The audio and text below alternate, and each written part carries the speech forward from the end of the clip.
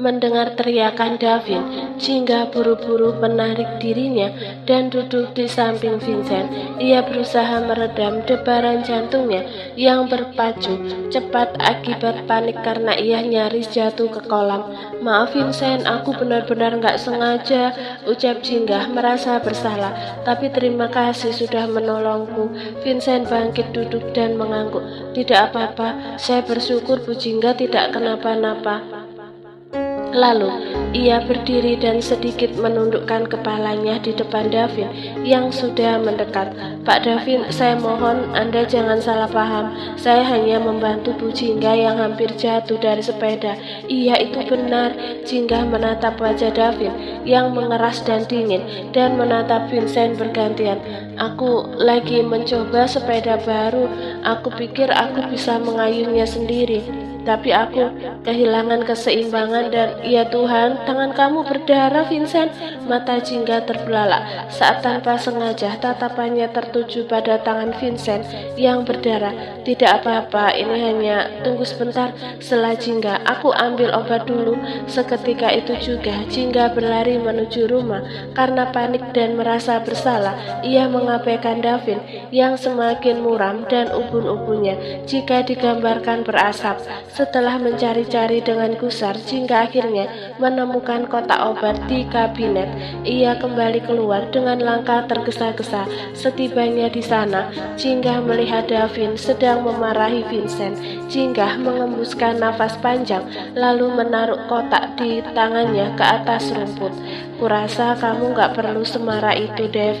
Vincent hanya menolongku, karena kalau nggak ada dia, aku pasti jatuh ke kolam," ujar Jingga seraya mengeluarkan cairan antiseptik dan kapas dari kotak obat. Davin tertegun. Ia menatap Jingga dengan tatapan tak percaya, lalu rahangnya mengeras. "Temui aku kalau urusanmu sudah selesai." Jingga terdiam sesaat. Apakah ucapan bernada dingin itu dilontarkan untuknya? Jingga mendongak untuk mengonfirmasi dan ternyata benar. Davin sedang menatapnya dengan tajam. Jingga mengangguk dan bergumam, "Baiklah." Lalu ia melihat kepergian Davin sambil menghela nafas berat. "Tidak perlu repot-repot Bu Jingga, saya bisa melakukannya sendiri." Jingga tidak menghiraukan ucapan Vincent. Ia malah menyuruh Vincent berjongkok dan pria itu akhirnya menurut. Lalu Jingga mengobati luka di lengannya dengan hati-hati. "Maaf karena kecerobohanku, kamu jadi mendapat omelan Davin." Vincent tersenyum. "Bukan masalah besar, saya sudah terbiasa dengan kemarahannya. Yang saya khawatirkan justru Anda. Memangnya kenapa denganku?" "Karena saat Pak Davin sedang cemburu, emosinya sulit terkendali. Kuharap kali ini dia nggak seperti itu." Jingga merapikan kembali kotak obatnya dan berdiri. "Sekali lagi terima kasih, aku mau menemui dia dulu." Setelah mendapat jawaban dari Vincent, Jingga masuk ke dalam rumah dan menghampiri Davin yang sedang duduk di sofa yang masih menunjukkan ekspresi marahnya. "Kamu marah sama aku?" Tanya Jingga ragu sambil menaruh kotak obat di meja. "Tentu saja," jawaban dingin Davin membuat Jingga terdiam. Ia sudah terbiasa dengan suara lembut dan ekspresi hangat yang Davin tunjukkan akhir-akhir ini. Jadi sangat terdengar dan melihat ekspresi dingin seperti itu lagi, dada Jingga terasa nyeri. "Aku pikir kamu gak perlu sampai semarah itu, Dev. Seperti kata Vincent, yang kamu lihat tadi cuma salah paham. Kalau belum bisa menggunakan sepeda, kenapa malah mencobanya di depan dia? Bukankah kamu bisa menungguku?" Tangan Jingga mengepal saat Davin menatapnya dengan sengit. Bahkan sekarang Jingga berubah menjadi lebih emosional di depan Davin. Padahal dulu ia kebal dengan amarah pria itu.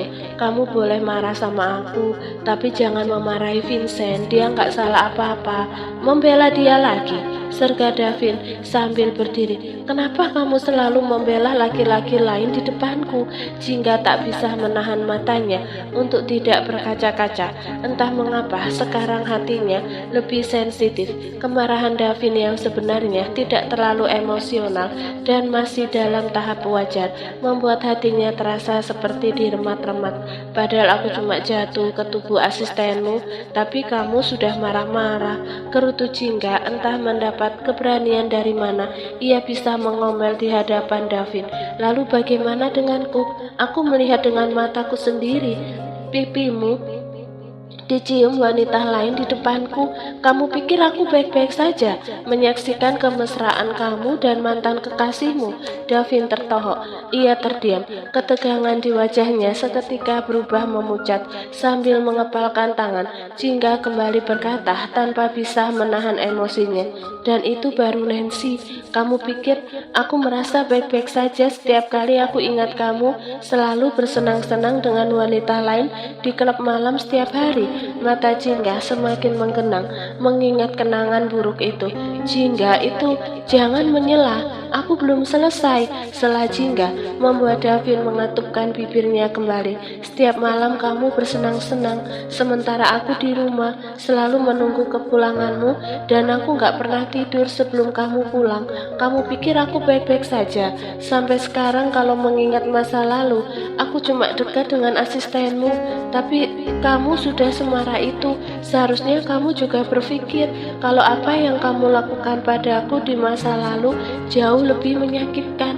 Tubuh Davin sempurna membeku dan tak berkutik saat Jingga pergi dari hadapannya dengan mata berkaca-kaca. Jingga mempercepat langkah saat ia mendengar Davin menyusunnya. Jingga tunggu, namun Jingga tidak menghiraukan. Ia masuk ke kamar dan mengunci pintu dari dalam. Ia tiba-tiba merasakan perutnya bergejolak yang membuat kakinya bergegas masuk ke kamar mandi dan berusaha mengeluarkan isi perutnya di wastafel. Jingga, buka pintunya. Kita belum selesai bicara. Samar-samar Jingga mendengar seruan Davin dari luar kamar, namun ia tidak berniat membukakan pintu. Setelah dirasa perutnya sudah agak baikan, ia meringkuk di kasur karena rasa mualnya tak kunjung berhenti. Sayang, maafkan aku. Suara Davin kini terdengar lembut. Jingga mengernyitkan kening, menyadari Davin masih ada di depan pintu. Aku tahu kamu mendengarku di sana, ucap Davin lagi. Kalau kamu nggak mau keluar, baiklah, nggak apa-apa. Tapi tolong dengarkan penjelasanku. Jingga kembali merasakan perutnya bergejolak. Aku memang marah barusan, tapi bukan karena kedekatanmu dengan Vincent alasan aku marah. Lanjut Davin. Kamu gak lupa ucapanku waktu di mobil tadi, bukan? Jingga berusaha mengingat-ingat dan ia tertegun begitu ingat ucapan Davin yang memintanya untuk tidak terluka. Kamu hampir terluka dan itu yang membuatku marah padamu dan Vincent. Davin terdengar menghela nafas berat. Maafkan aku karena aku terlalu emosional, tapi aku benar-benar gak mau kamu terluka, Jingga, karena itu akan membuatku menderita. Vincent melirik Davin melalui kaca spion. Raut wajah bosnya itu terlihat suram. Suasana di dalam mobil terasa mencekam. Untuk bernafas saja, Vincent menghelanya sepelan mungkin, seolah helaan nafasnya takut terdengar Davin dan membuat amarah lelaki itu semakin menjadi-jadi. Berhenti, titah Davin tiba-tiba dengan suara dingin. Sontak Vincent membanting setir ke kiri dan menginjak rem dalam-dalam, membuat tubuh Davin nyaris terhuyung ke kursi depan. Dam, kamu bisa menyetir atau tidak? Kamu mau membuatku celaka? Berang Davin dengan tatapannya yang jauh lebih tajam dari pedang. Anda menyuruh saya untuk berhenti, Pak. Jadi saya langsung berhenti. Jadi kalau aku menyuruhmu berhenti di tengah jalan, kamu akan langsung berhenti tanpa mempertimbangkan keselamatanku. Berang Davin lagi dengan sinis. Sabar, Vincent mengelus dada. Ia pikir mungkin masalah kemarin masih mengganggu pikiran Davin, sehingga bosnya itu berubah menjadi serigala mengamuk pagi ini. Maaf Pak, saya salah, ucap Vincent memilih mengalah. Davin mendengus dan menyandarkan kembali punggung ke kursi. Lupakan, sekarang beli kopi untukku di sana. Ia menunjuk coffee shop di samping mereka. Baik, espresso double shot. Iya, Vincent bergegas keluar sebelum Davin mengamuk lagi. Davin mengembuskan nafas kasar. Ia memejamkan mata dan memijit kepala yang berdenyut. Suasana hatinya sejak semalam benar-benar buruk. Setelah pertengkarannya dengan Jingga kemarin, hubungan mereka belum kembali membaik. Bahkan semalam Davin terpaksa tidur di sofa karena Jingga mengunci pintu kamar. Davin bisa bertahan andai saja seluruh orang di muka bumi ini kecuali Jingga membenci dirinya. Namun jika yang mengabaikan dan marah padanya adalah Jingga, dunia Davin mendadak berubah gelap gulita. Dan pagi ini, meski statusnya sedang cuti, Davin terpaksa pergi ke kantor karena perusahaan tiba-tiba mendapat masalah serius. Espressonya Pak, silahkan. Vincent menyerahkan kap kertas berisi kopi kepada Davin, lalu melajukan kembali kendaraannya. Davin mencicipi minumannya, raut wajahnya semakin suram. Ia membuang kopi itu ke tempat sampah dengan kasar. Vincent menelan ludah dan melirik ke belakang sejenak.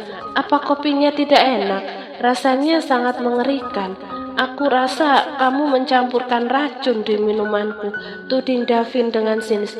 Saya tidak mungkin melakukannya Pak, karena mencampurkan racun di minuman Anda sama dengan saya bunuh diam, sela Davin galak. Baik, Davin kembali mendengus. Rasa kopi itu benar-benar mengerikan, tidak seperti kopi buatan istrinya. Ia memijat pelipis sambil berusaha mengembalikan mood baiknya, tapi ia gagal saat hidungnya mengendus parfum yang membuat kepalanya semakin pusing. Aku tidak suka parfum kamu, Vincent. Aromanya membuatku ingin muntah. Ini memang parfum baru saya. Istri saya yang memberikannya dan tidak mungkin saya buang. Aku tidak peduli urusanmu. Davin menatap Vincent dengan geram seolah ingin menelan lelaki itu hidup-hidup. Dan aku juga tidak suka potongan rambutmu. Mulai besok pakai wig di depanku. Bosnya cerewet sekali pagi ini, pikir Vincent, seraya mengelus dada untuk kesekian kali. Vincent yakin Davin memiliki masalah dengan istrinya. Berhenti di sini. Belajar dari pengalaman, Vincent tidak langsung mengerem mendadak. Aku bilang berhenti, dengar tidak? Salah Davin. Baik Pak, ini saya mau berhenti. Davin mendengus. Ia langsung turun setelah berkata, aku naik taksi. Parfummu benar-benar membuatku mual. Vincent terperangah. Ia mengendus tubuhnya sendiri dan menurutnya parfum yang ia gunakan tidak begitu menyengat. Davin menumpangi taksi. Vincent tetap melajukan mobilnya sambil garuk-garuk kepala tak gatal. Suasana hati Davin sedang buruk. Ia khawatir karyawan di kantor akan terkena imbasnya. 5 menit kemudian, ponsel Vincent berdering. Davin menelponnya. Halo Pak, jemput aku di dekat stasiun. Vincent mengerjap. Bukankah Anda naik taksi?